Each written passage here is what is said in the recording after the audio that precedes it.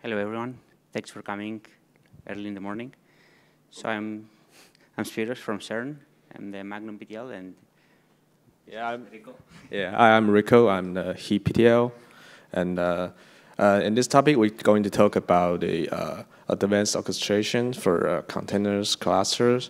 That means that we have a lot of lesson learned from communities, Magnum and Heat. We also have some lesson learned from EasyStack and from CERN. So yeah, that's probably the main topic where we're going to talking about what kind of thing we encounter, what's our plan in our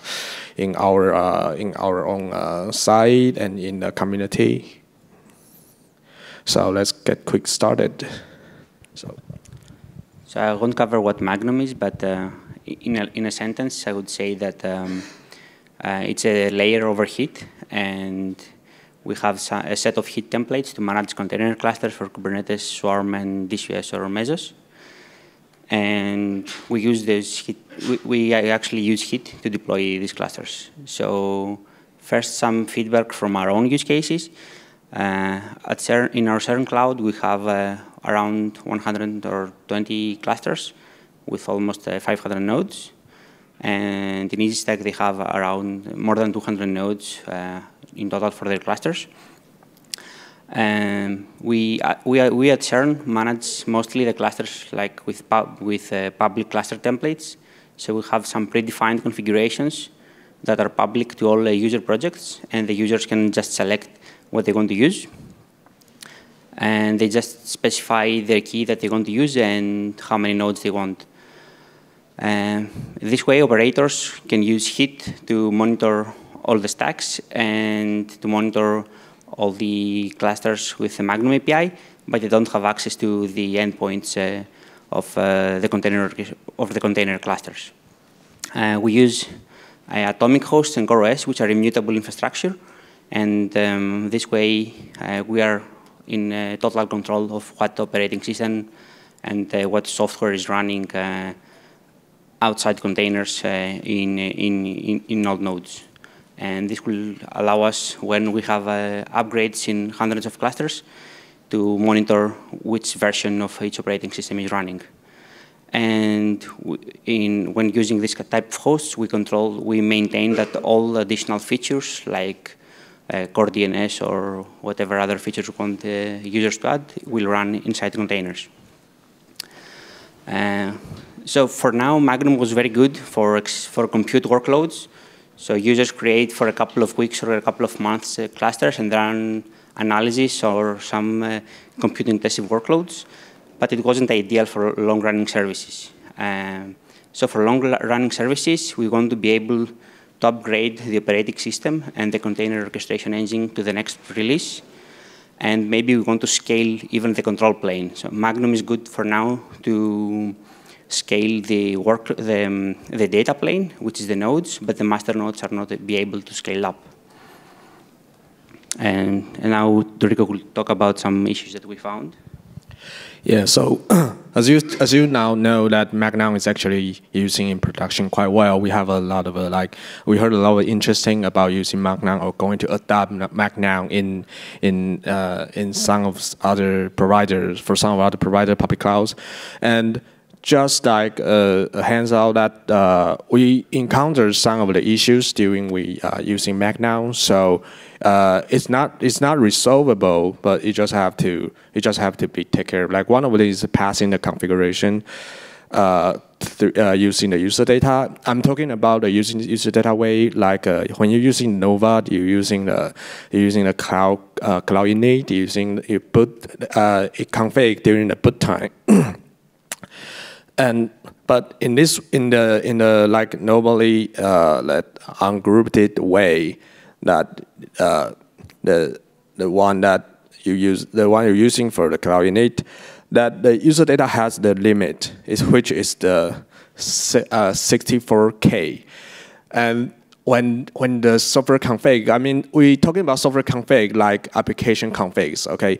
So when your application growing very big, and it's going to need more spaces for such a thing. I heard about like I heard about cases that they need like 1 megabyte for inside the user data. Apparently, they cannot directly use it. So, and the user data, you're using the cloud init at the boot time. That means after the boot time, you don't have the control of it. You want to do something after like update, you have to like kill it. So. So the way to resolve all this issue, give you a dynamic way, is that you want to change your data schemas. You want to use in the PySQLs that will resolve this. Sorry. You want to change your DB schema that increase from the maybe 64 to more what you need, or you want to migrate yourself to using the software deployments, which is heat resources. And also that's what the Magnum team is trying to do it. And also the minimum of OS. The issue is that we're facing like a lot of OS, the OpenStack users that they create their clusters quite big, but while they're using it, they actually just want to create some kind of the container services like Kubernetes. But that means if you're using like a very large operating system, that you just like waste of your time, waste of your space, and waste of your time just because you need to like grabbing around the images in front glance, and so that is not the good way to do it. So to think about it, the best way we do is that we're trying to adopt the software deployment in the future. To adopt it, usually where we have to you have to put the OS collect config, those tools, those services inside of your image, and Nova puts it. Then you get what you want. But in a way we're trying to make it work is that we have the Magnum page, there's a link, and he already have the container agents. Container agent is that he has an agent that inside of a container, so you actually can trigger the Docker file and trigger the images to and inside your Docker that you will get there is a OS collect config and those tools that run inside. So that you don't actually need to like customize your image anymore. You just need to have the Docker running well. So yeah. So in that way that you reduce the minimum of OS and you will have a way to do a software deployment for a lot of images. And also there's a running into the quota limit issue. So we have heard about when we're trying to like scale, right? When you scale success will be fine. That means you're using the correct way to use your quota. But if you're not, you roll back. But to think about this one use cases, when you're trying to expand, but you fail because some other take out all the quotas during you trying to do the job. But when trying to roll back, like I have 100 instances, 100 Kubernetes node, and now I'm trying to roll back to 50. But during this rollback, what the detail inside of it is that Heat will like asking the Nova to replace the instance. During the replace, the safest way is to keep the old one and update and create a new one and replace with the new one while the new one is success. So that's where the problem is that we have no quota to create a new one to do the replace. So it failed. The cluster inside we have found in the EasyStack user and CERN we found these issues as well. So right now we have trying to tackle this kind of issues, and again there's some patches you can see. So most of talk here we all have some kind of issue resolved. So don't worry, just no worry about it.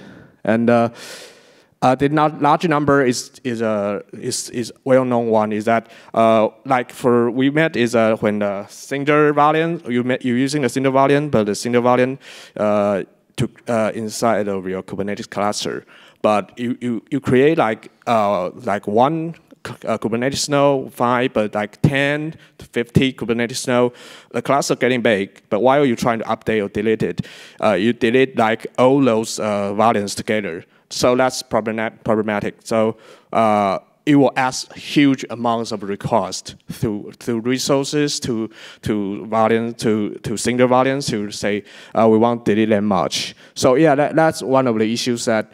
So the way to solve it is that we just have to have a smarter resource group scheduling in Heat, and yeah, also you can change the for specifics for the single volume issue. You can also change to the PyMySQL backend, which will help. And so we are almost out of time, so I will go quickly mention again the features that we will implement based on the bugs that we found. So we will try to implement batch deletions and batch updates. Do not do denial of service in other services like Cinder or Nova. As we said, we are already using a minimal operating system to build a layered environment. We will use, as Rico mentioned, the Heat agents to deploy software deployments. And we try to run everything in containers, so we control with tags all the versions of the software that we run. And one more crucial feature for Magnum would be cluster node replacement and removal. Instead of fixing nodes, we try to replace them with good ones. And these are basically depicted in the Queen's goals. And one more Queen goal that I mentioned, but is not very related to this talk, is container federated clusters. So we try to federate with other public clouds like the Google Container Engine or the Oracle Cloud or AWS. And just to close, here are our contact details. You can, for Magnum, you can ping me, Strigazi at OpenStack Containers. And for Heat, you can ping Rico Lin in the Heat free node channel. And submit bugs, and you can join our other forum sessions. So that's it. Thank you for coming. So if you are like you want to share the link, you want to see the link that we said like pages, you can just using the bit.ly link, you get the presentation, then you can just easily to check out the patches that we're talking about. That's some of it is not merged yet, but if going to help you, we will be very happy.